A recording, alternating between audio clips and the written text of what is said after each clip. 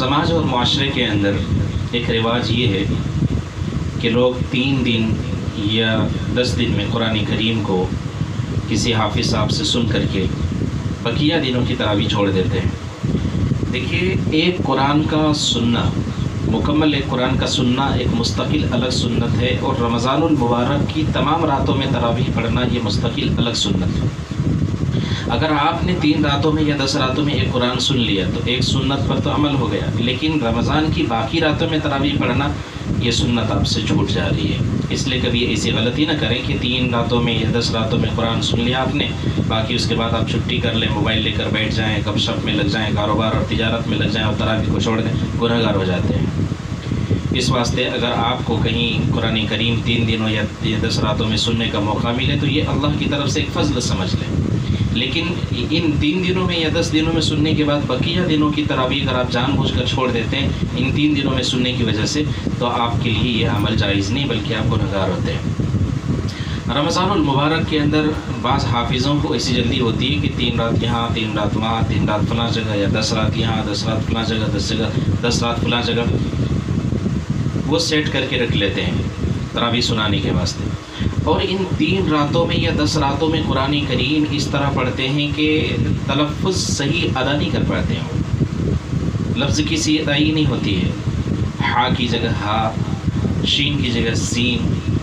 تو اس طرح سے الفاظ کو اگر ہڑبڑ گڑبڑ میں جلدی کر کے پڑھیں، بڑبڑ بڑبڑ بڑبڑ بڑبڑ کر کے، تو یاد رکھیے کہ قرآن کریم ایسے آدمی کے لیے لعنت کرتا ہے۔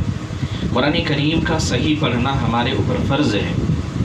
کوئی اگر لحن جلی کے ساتھ قرآن کریم کو پڑھتا ہے، یا لحن جلی کے ساتھ کوئی پڑھے اور اس کو کوئی سنے اور اس کو نہ ٹوکے، تو لحن جلی کے ساتھ قرآن کریم کا پڑھنا اور سننا دونوں بھی گناہ ہے اور دونوں بھی حرام ہے۔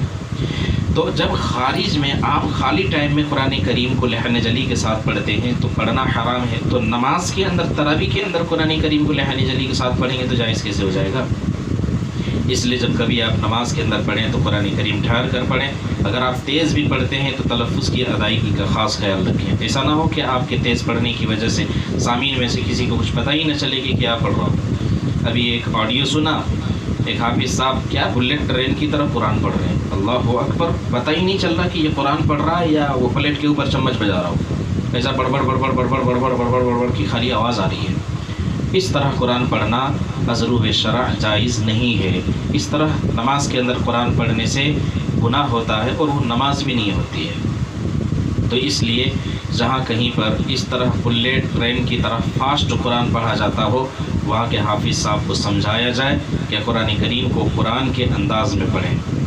حرم شریف میں بھی تراویح ہوتی ہے، اور بھی مساجد میں تراویح کی نمازیں ہوتی ہیں، آپ یوٹیوب میں دیکھ لیجئے قرآن کریم کے پڑھنے کے طریقے، اور آپ اپنے طریقے کو ملا کر دیکھ لیں، جو بلیٹ ٹرین کی طرح اسپیڈ پڑھتے ہوں ملا کر دیکھ لیں کہ کیا دونوں کو قرآن کہا جا سکتا ہے، دونوں کا تقابل ایک دوسرے سے ہو سکتا ہے۔ تو قرآن کو قرآن کے طریقے پر پڑھیں، لیکن اگر کوئی نہ مانے تو پھر ایسی بلیٹ ٹرین کی طرح فاسٹ تراویح پڑھانے والے حافظ کے پاس پڑھنے سے بہتر یہ ہے کہ آدمی اکیلے میں پڑھ لے، آدمی سورہ تراویح پڑھ لے، آدمی انفرادی طور پر پڑھ لے، یہ بہتر ہے ایسی تراویح پڑھنے سے جہاں بڑبڑ بڑبڑ کی آواز کے سوا قرآن کریم کے تلفظ کی ادائیگی نہ ہوتی ہو۔ اس کا بھی خیال رکھیں۔ اللہ تعالی عمل کی توفیق عطا فرمائے۔